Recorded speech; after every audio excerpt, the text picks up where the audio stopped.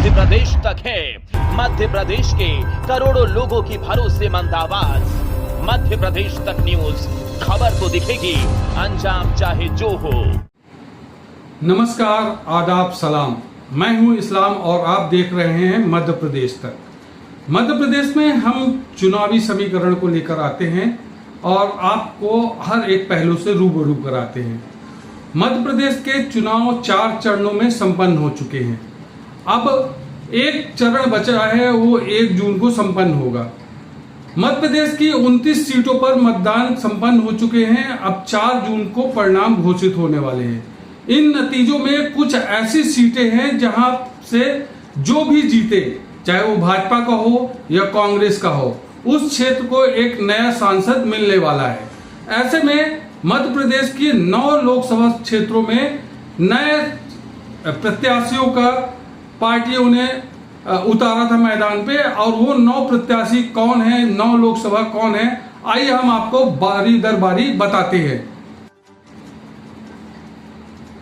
मध्य प्रदेश ही नहीं बल्कि पूरे देश में लोगों का अब 4 जून को इंतजार है, जब लोकसभा चुनाव के नतीजे सामने आएंगे। इससे पहले 1 जून को 7वें चरण के मतदान होना है। मध्य प्रदेश की 29 सीटों के लिए भी वोट डाले जा चुके हैं। मध्य प्रदेश तक की रिपोर्ट के मुताबिक मध्य प्रदेश में इस बार ऐसी 9 सीटें हैं जहां पर 100% सांसदों का बदलना तय है।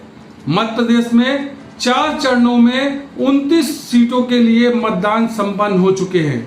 राज्य में बीजेपी 29 में से 29 सीटें जीतने का दावा कर रही है, तो वहीं कांग्रेस 10 से 15 सीटें जीतने का दावा कर रही है। लेकिन राज्य में 9 ऐसी सीटें हैं जो इस बार ऐसा जरूर है जहां से नए सांसदों का जीतना तय है। भोपाल, होशंगाबाद, सीधी, जबलपुर, बालाघाट, ग्वालियर, सागर, दमोह और मुरैना लोकसभा सीटों पर कांग्रेस और बीजेपी ने नए कैंडिडेट को टिकट दिए थे। हम बात करें भोपाल लोकसभा सीट से, बीजेपी ने आलोक शर्मा को उम्मीदवार बनाया है, जबकि कांग्रेस ने अरुण श्रीवास्तव को पहली बार चुनाव लड़वाया है। भोपाल से साध्वी प्रज्ञा ठाकुर ने पिछले चुनाव में यहां से चुनाव जीता था। होशंगाबाद में भी बीजेपी ने दर्शन सिंह चौधरी को उम्मीदवार बनाया है, जबकि कांग्रेस ने संजय शर्मा को उम्मीदवार बनाया है। यहां पिछले चुनाव में भारतीय जनता पार्टी के राव उदय प्रताप सिंह चुनाव जीते थे। जबलपुर से बीजेपी ने आशीष दुबे को उम्मीदवार बनाया है, जबकि कांग्रेस ने दिनेश सिंह यादव को उम्मीदवार बनाया है। ज्ञात हो कि पिछली बार राकेश सिंह जबलपुर से सांसद थे और इस बार विधानसभा के चुनाव में उन्हें मौका मिला और मध्य प्रदेश शासन में इस समय मंत्री पद में शोभायमान हैं। इसी तरह 2019 में सीधी सीट पर रीति पाठक सांसद चुनी गई थी, लेकिन इस बार बीजेपी ने राजेश मिश्रा को टिकट दिया है, तो वहीं कांग्रेस ने कमलेश्वर पटेल को अपना उम्मीदवार बनाया है। बालाघाट सीट पर 2019 में बीजेपी के ढाल सिंह बिसेन जीतकर सांसद बने थे, लेकिन 2024 के चुनाव में भारतीय पार्थी उनकी जगह लड़ रही हैं। सागर सीट पर भी भाजपा के और कांग्रेस के बीच मुकाबला है, जहां पिछली बार राज बहादुर सिंह जीते थे। इसके अलावा दमोह में प्रहलाद सिंह पटेल को बीजेपी ने पिछले चुनाव में उतारा था, लेकिन इस बार उनकी भूमिका राज्य सरकार में है। इस बार बीजेपी ने राहुल सिंह लोधी को उम्मीदवार बनाया है, जो कांग्रेस के दरबार सिंह लोधी के खिलाफ चुनाव लड़ रहे हैं।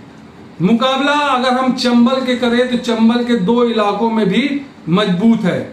मुरैना और ग्वालियर क्षेत्र में पहली बार चुनाव जीतकर सांसद बनने वाले प्रत्याशी हैं। ग्वालियर सीट पर भाजपा के पूर्व राज्य मंत्री भरत सिंह कुशवाहा और कांग्रेस के पूर्व विधायक प्रवीण पाठक उम्मीदवार है। वहीं मुरैना में कांग्रेस की टिकट पर सत्यपाल सिंह सिकरवार नीटू और भाजपा के पूर्व विधायक शिवमंगल सिंह भदौरिया के बीच मुकाबला है। इस चुनाव में लोकसभा क्षेत्र की बागडोर किसके हाथ में होगी, यह तो 4 जून को ही पता चलेगा जब परिणाम घोषित किए जाएंगे। और इन लोकसभा सीटों पर नए सांसद का चुना जाना लगभग तय माना जाता है, चाहे वो भाजपा से हो या फिर कांग्रेस से हो। अब देखना यह होगा इन 9 लोकसभा सीटों पर कौन और किसकी किस्मत ज्यादा बुलंद होती है और वो चुनाव जीतकर सांसद तक पहुंच सकते हैं। तो ये थी हमारी मध्य प्रदेश की 29 लोकसभा सीटों को लेकर एक विशेष विश्लेषण, जिसमें 9 लोकसभा सीटों में नए सांसदों का चुना जाना निश्चित माना जाता है, चाहे वो कांग्रेस से हो या फिर भाजपा से हो। तो ये हमारा विश्लेषण था। आपको ये वीडियो कैसा लगा हमें कमेंट सेक्शन पर जाकर जरूर बताएं। चैनल को अगर अभी तक सब्सक्राइब नहीं किया हो तो उसको सब्सक्राइब करें, वीडियो को लाइक करें। तब तक के लिए मुझे इजाजत दें। नमस्कार, जय हिंद। न बेमतलब के मुद्दे, न बेमतलब की बहस, खबर सिटी से लेकर गांव तक की, संसद से लेकर सड़क तक की, मध्य प्रदेश तक है। मध्य प्रदेश के करोड़ों लोगों की भरोसेमंद आवाज। मध्य प्रदेश तक न्यूज, खबर तो दिखेगी, अंजाम चाहे जो हो।